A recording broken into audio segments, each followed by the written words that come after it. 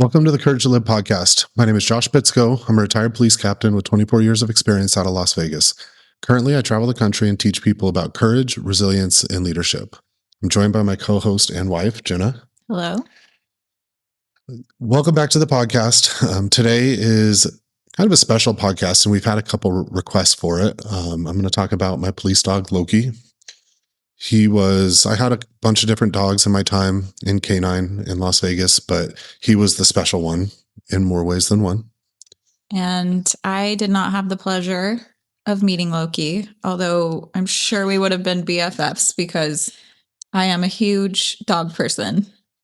I need a sarcasm button because I think for our listeners and viewers to know, so sirens can go off and lights can flash. In your defense, you like seeing dogs and visiting dogs. I just don't know if living with dogs is your thing. Yeah, I think dogs look so cute from afar. And sometimes I like to pet them. But living with them, cleaning up their messes, rubbing Louie. We do have a dog. Yeah. His name is Louie. He's just, he would not be my choice. I would not have a dog if I were not outvoted by literally everyone in my family. Yeah, he's a good boy. So, yeah, I had a variety of different dogs. I was in Canine the first time from, I think, 2005 to 2009. And I had a German Shepherd named Carl. And then I had I left and promoted. And then I went back to Canine in 2014 as a sergeant.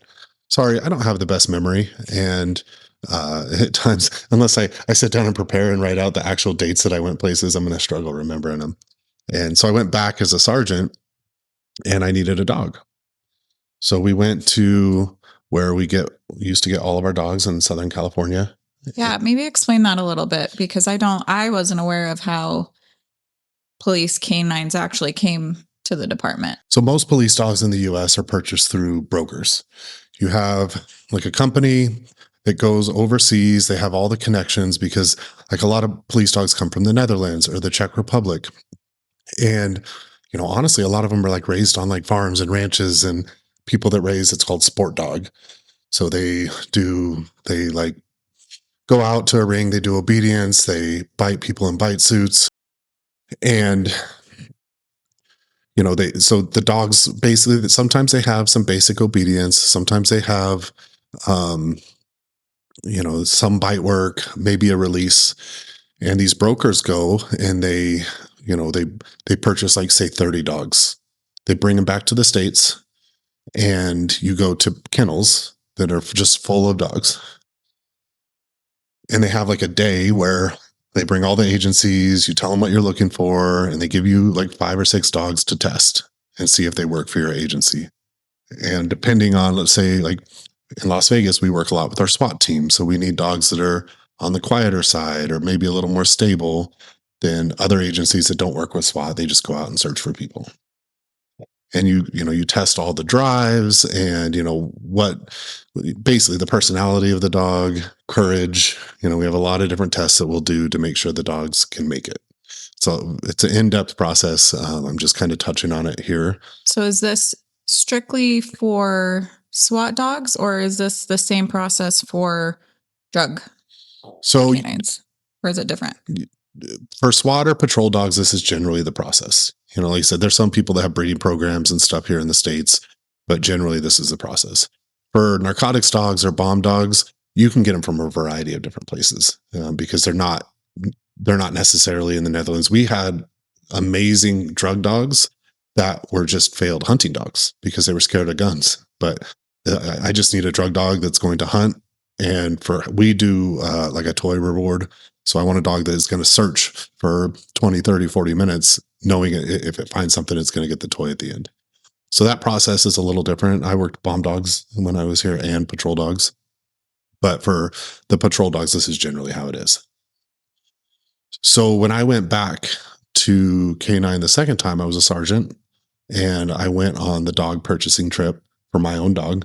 And we needed a couple more too.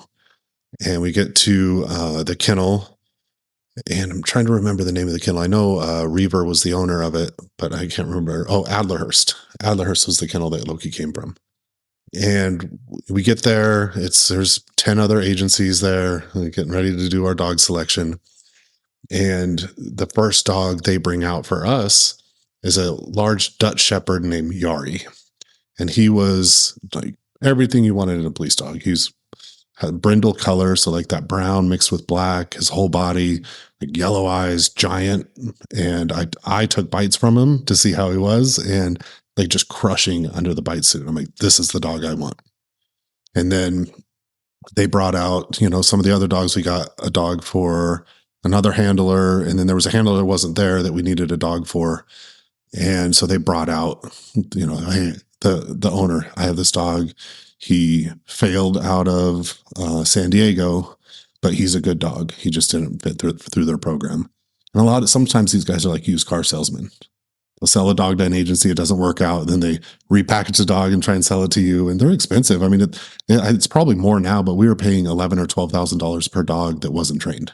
Do they tell you why they failed? Or do they keep that a secret? They tell you a reason. Is it the real reason? I knew the training sergeant in San Diego at the time, so I was able to call him and be like, hey, what's up with this dog? But they're getting a little ahead of ourselves with that. So they bring out this dog. He is skinny, which means he's probably been in the kennel for a long time. He's missing half of his tail. So sometimes dogs will especially police dogs, they wag their tail so much they'll break it on something. But a lot of times it's docked. He was missing half of his tail, which is indicative of like self-mutilation. Like he had just so much energy, he chewed off part of his own tail, basically. Had you ever seen that before? Yeah, I've seen it in dogs before, testing. So it's common-ish? I wouldn't say it's common, but it's something you come across from time to time. So they bring him out, and he's the kennel hand. So they have people that work in the kennels have him at leash, and he's already biting at the kennel hand and the leash. And I leaned over to the lieutenant. I'm like, do not even test this dog. Because the lieutenant was there also overseeing the testing. I'm like, we do not need to test this dog. He's got drama. I can already tell. I guarantee he's high drive, which means he will pass our tests. Like he'll bite hard, he'll search, he'll hunt. Because a lot of like the behaviors I'm seeing are indicative also of a dog that's high drive. Not always, but generally, if you ever find someone that says they're a complete dog expert, they're probably full of it, because a lot of it's generalizations. I've had people say, well, a dog does this because in the wild, wolves don't ever sit or whatever. Like there's a lot of nonsense out there with dog stuff too. So generally I'm speaking in generalizations, but I was like, this dog's probably going to test really well. Don't even test him. It's like, oh, okay, that's a good idea. And then like, I think I go get a drink of water and I come back and they're testing them. And he hit really hard. He bit really hard. He hunted great. And they're like, we're just going to bring him back. We'll bring him back and test him and just see how he works out. Because the owner of the kennel was like, hey, he's also wants to get this dog off his hands, because he was also 5.5 years old. So a new police dog, you want to be between 1 and 2, which is also indicative that he's been around to other agencies. And so you're not going to get as much longevity for the price. But, and the reality of it is there was a good chance if he didn't work out, he could have ended up getting put down, because these dogs sometimes can't be pets either. So we bring him back. So your coworkers that you're there with tell you, so it's your boss, right? That tells you, we're going to bring this dog back to the department. Yeah. So we had 2 trainers, Cord and Jason, and then the lieutenant and myself were there. And Cord and Jason did the bulk of the testing, and like, yeah, we're going to bring him back. And I was like, okay, it's not my dog. I have this beautiful Dutch Shepherd named Yari. And Loki's name actually at the time was Bullet. And which I feel like is kind of more appropriate. He definitely looked like a bullet. But the other side of that too is you want to not have too aggressive of names either, when it comes to police dogs. Yeah. I mean, that's probably not a good thing to be yelling at people out on searches. Well, my last dog was named Carl, so I cared very little about the name of the dog. I just wanted him to work. And there's this, like in at least K9 here, we'd always say it's really bad luck to change a dog's name. Because you can tell, you can go through the first time I was in K9, I went through like 6 or 7 dogs before I got one that fit our program, because they can still test high and other things come up in training. So I got a little superstitious. The lieutenant's like, I want to change his name, to like Nordic gods, and we're going to name him Loki and name Yari Odin and all that. And I'm like, Okay. Um, so we bring him back and we start the training process, which is literally 10 hours a night for 10 to 12 weeks. And you have to train this dog on pretty much everything, obedience and how to hunt. Because most people, they equate police dogs to biting people, but for them, what they do most is use their nose to find people that are hiding. Yeah, we work with SWAT but they, even working with SWAT, we're searching buildings or areas with them to find somebody that's hiding. And so for the most part, we're, somebody will run from the police, they'll set up a perimeter, we'll go out and search yard to yard or area to area to find that person. And not really the hunt is the hardest part to test. And that's where most dogs fail is getting a dog, not just, it's like throwing a tennis ball and watching a dog chase it versus being able to tell the dog the tennis ball is somewhere out there, go look for it. And so that transition for police dogs, it's very difficult to train. And I'll tell you, Yari, my big, beautiful Dutch Shepherd, was doing great in training. He was strong. He would hunt. He would search nonstop. Had he ever been to any other departments, or he was just brand new? He was what we call very green. Okay. So he was young, just came over from overseas. His paws even got scratched up because he'd only ever ran on grass. So when you start searching, cutie, when you start searching and on concrete and all that, he kept getting cuts on his paws because he had very soft paws. And so through the training process, it's just, you teach him how to search buildings and search, large areas. We did plant nurseries. It's like a hide and seek, which is a lot of fun for the dog. And, that whole training process it's set. We've been doing it for decades here. We train our own dogs in Las Vegas, and we put out a really good product. And I think we were about 8 weeks in, and we were at the place where you have to teach a dog from biting the big bite suit to biting a real person. And so if you think about it, these dogs have drive. They have fight drive and prey drive and hunt drive. I mean, most dogs are just a collection of drives, which really dictates a lot of their behavior. And a dog biting a bite suit is very similar to a normal dog chasing a tennis ball or whatever ball or whatever prey that they're chasing. And, they start with puppies with a little pillow that they bite or a little rag, graduate to a pillow, graduate to a sleeve that they bite, and then the top and a whole bite suit. So it's like training a dog to do anything. Well, we have to take them and transition them to, part of a police dog's job is to apprehend a violent suspect. And there's a couple ways you can do it in muzzle and certain things so you're not actually getting bit, but you have to teach the dog to bite a real person. Well, and the purpose of that is non-lethal use of force, right? Oh yeah. I mean, Loki, I can tell you multiple times Loki saved somebody's life, the suspect's life by biting him because they would have been shot. And so we, as we're going through this part of the training, Yari, my big, beautiful police dog, had zero desire to bite anybody out of a bite suit. He was here for the games and the fun, and he was really young. So maybe I like to think he maybe transitioned and learned later in his life. But at that point, he just zero desire. And there are some ways to teach that, but it's still not 100%. Well, this whole training, we had somebody that was wanting to come to Canine. We got him to transfer to Canine for a short time to also train Loki as a spare to put some training on him. We had another handler that needed a dog, but he was out for medical reasons. And so he was doing a great job training Loki. Loki was still kind of he was just a little bit of a mess. He, as I've said on other podcasts, Loki always had big feelings. And so there were times he would come up the leash, not even trying to bite the handler, but just trying to bite the leash because he just gets so excited of what was going on. But you think about it, you're searching with SWAT, you're doing these things. You don't want a dog that's going to be that unpredictable, right? So I had a decision to make. I knew I had to send Yari back. He wasn't working. And we didn't have the time or the resources. And even it's a risk to teach them to bite somebody. And if they fail on the streets, that's a really bad thing. I could take Loki, and I knew he was going to work on the streets. It's just he had a lot of drama, a lot of baggage that came with him. So I decided, okay, well, I'm going to take Loki. And we, drove Yari back up to California. And you think about it now, you're a kennel owner and you get this dog back who's young. And now he's had 8 weeks of training from one of the top canine sections in the world. I guarantee he's going to turn around and sell it to someone that maybe he would work for. Right. But I don't think Loki had that same inclination. I think he was 5.5 and he had been at several agencies. There was a good chance if he got returned it, they would have to put him down. So I take Loki, I finish training with him. Of course he does well in training, but we had our domestic violences at that point because I called the San Diego training sergeant. I'm like, hey, what's up with this dog Bullet? Because that's what they knew him as. He said, he's a good dog. He just is a lot of dog and he can go, like, he'll come up at the handler and you need to correct him correctly to make that happen. And he was with a new handler and it didn't work out.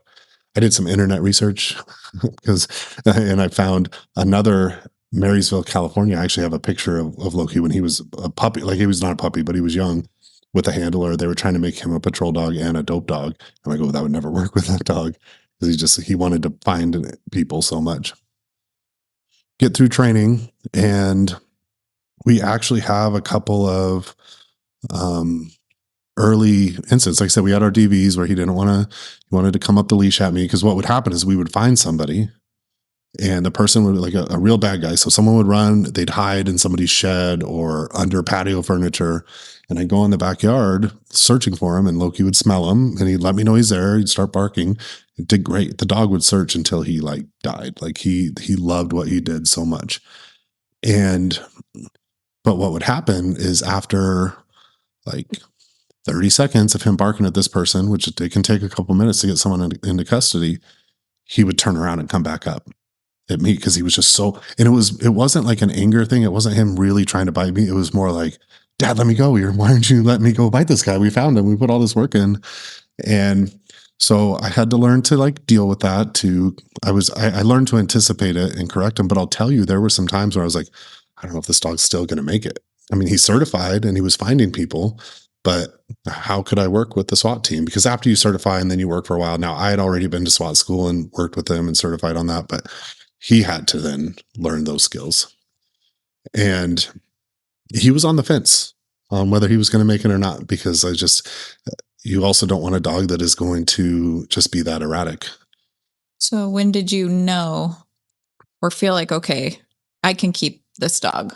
Well, two things happened. One of my trainers, so I was the sergeant. I eventually became the training sergeant, but at this point I wasn't the training sergeant. And one of the trainers like, hey, I need you to go introduce this dog to your kids. And I was like, you're out of your mind. Like, this dog he's going to bite him. Like, my kid's going to step on him. But what he said, he's like, I don't think this dog was ever allowed to be a dog because he was so quote unquote scary that, people were scared of him. So he would just live in a kennel until he got out to work. He's like, I think you need to teach this dog to be a dog. So in muzzle, I introduced him to the kids. He actually really liked my son a lot, who was like 3 at the time. Loki was a little confused at first. He's like, I've never really been around a cub. Like, he's really small your beings. Why are you showing me your puppy? Where's the bad guys? But he actually really through that, and then taking him to briefings in muzzle at first and letting just cops love on him and pet him and let him relax and be a dog. The first briefing I took him to, he was doing well and he was in muzzle because I was afraid he was going to bite someone, and he's letting people pet him. But he was really connected to me because I don't think he'd also ever had a handler that wasn't overly scared of him. And I'd worked dogs before. Well, also, who knows how many agencies you knew of too that he'd been to, but he was 5.5. So who knows how many agencies he had been around or worked for. But the first one, so he's really connected to me. And I had another sergeant come up, hey man, and slap me on the shoulder when he said hi. And Loki was on him. Thank goodness he was in muzzle, didn't actually bite him, but he was not pleased with that. So I wouldn't let anybody through his whole career. You can't, don't even just don't touch me. Which I'm sure you loved. Yes. You didn't want anyone touching you anyway. Yeah. Don't just, I'll give you a nice crisp fist bump. Sometimes you tell me not to touch you. Sometimes. So there was that. And then we had a situation where we had an officer, two officers were going on a prowler call. And so basically, a prowler, somebody's in somebody's backyard, which you work graveyard, you're going to get one of those a night. And literally everyone I'd ever been on, you go and maybe find a drunk person back there or find nobody. The person's gone. Someone was jumping through backyards or whatever. So the 2 officers go on this one, and the victim, they called it in. It's like, there's somebody in my backyard. So the officers go through the house, go to the slider. They open the slider. They're met with gunfire. There was 2 suspects back there. One had a shotgun and a pistol, and one had like a SKS, like an AK platform rifle, and opened fire on the cops, shooting one officer, hitting him in the femur, splitting his femur in half. So he went down. The other officer returned fire, didn't hit the suspect. Well, one suspect ducked and like hid in the backyard, and the other one ran over the wall. So they called for K9. I get there with Loki. I have a couple other K9 handlers, a couple other patrol officers. And so, this is a good application for a police dog. I understand it's dangerous, but it's safer for everybody involved, including the suspect. So I get to the back slider of the house with Loki and a couple K9 handlers, and where I'm yelling into the backyard, "Hey, I know you're back there. Come out with your hands up, or I'm going to send a police dog and he's going to bite you." Like, we give the warnings, like, what's going to happen. And the suspect said, "I'm over here. Just come to me." Which, like, we're not going to do that. Well, yeah, he just shot a cop. Yeah. Exactly. Well, one of them did. One of them. And so I give him a couple more chances, and then so I let Loki go. And so he had found some people, but I hadn't seen him bite anybody. I can see him in the backyard. He runs kind of past the suspect because the wind was at our backs, and your odor comes off of you, like basically in a cone. And he gets into the odor of the suspect, and I see him like stop and start working his way back. Well, the suspect was laying behind a bunch of bushes in the backyard, kind of maybe 20 or 30 yards from the slider where we're at. And he's on top of the rifle. And he also had a shotgun slung on him. And so Loki, I see him go jump into the bushes, like over some bushes, and bites the suspect right in the back of the head. And I see him pulling the suspect by his head back. He literally pulled him off of the rifle. Because the suspect reaches up trying to grab Loki, lets go of the gun, pulls the suspect off of the gun. So I grab my team and we move out there because I want to help Loki too. And as Loki's biting him, now he slips off the head and ends up getting him in the arm. And now he has just a full mouth bite on the arm. And as I get to Loki, the guy has a shotgun slung and it's swinging back and forth. Like, I don't know if the shotgun's on safety, if he can, I knew he could grab it if he decided to see us let go of he's grabbing onto Loki, trying to keep him from doing more damage. So I stop the team. I grab the shotgun, take it off of the suspect as Loki's biting him, take Loki off the bite. I give him the release command. He does. We handcuff the suspect. Another officer finds the second suspect who had jumped over the wall and gets him into custody. It turns out it was like kind of a love triangle thing. Like, it wasn't just a random prowler. It was, they knew the people in the house. And so I walked Loki outside and he is just like prancing, and he knew he did good. He knew he got you. Yeah. Well, I looked at him and I'm like, I guess I got to keep you now. Mm-hmm. And from then on, he just really flourished as a police dog. He always had baggage. He wasn't the quietest dog. He wasn't the most controlled dog, but we competed in trials and did, trials like a literal dog and pony show without the ponies. You go out there and do all the, the police movements. They bite people in the bite suits. They have to be really under control. We did a lot of training for it, but he really did turn into just an amazing police dog. And I'll tell you, of all the dogs that I had, like, he was the most special. Took a lot of work. Maybe that's why too, is, I put a lot of work into him, and, he was a really good dog. Well, I guess you were kind of snowed by Loki, and you also were snowed by our dog, Louie. So maybe I question your judgment in dogs a little bit. There's actually some similarities. Louie has some similar qualities. Yeah. He's a handful. Yes. Even our vet, who was Loki's vet as well, said that our dog Louie is like it's like Loki reincarnated. And I love that for me. She sent me a picture. They were literally just trying to fix him, like neuter him. And they had like 2 vet techs and the vet holding him down. And he's Louie. Louie. And he's 12 pounds. Yeah, Louis is a mix between a Schnauzer and a Yorkie, and he's a little tiny thing. But when we were getting him from, I know we're talking about Loki this episode, but really this dog is Loki reincarnated. When we were getting him from this rescue, we were doing a FaceTime with the rescue, and Louis was like the sweetest, most demure little dog. And Josh is like, I'm canine, so I'm an expert here. This dog is great. And we went out to Bakersfield to pick this dog up, and he kept telling me, you're going to love this dog. This dog is going to be so chill. Look at him around all these other dogs at the rescue. He's so calm. He's just going to be a really good dog. And then we got him home, and this dog is a terrorist. He is. He is. I picked him up from the groomer one day, and the groomer told me never bring him back because he bit him so many times. Won't bite our kids. Yeah. So you're doing great, sweetie, with picking out the dogs. Yeah. But I think next episode we'll do a part 2 of Loki and talk about some of your favorite stories. Yeah, some of my favorite stories and his retirement and all of that. So, well, thank you for listening. If you enjoy this podcast, please share it with a friend, subscribe, leave a review, and I really appreciate you spending time with us today.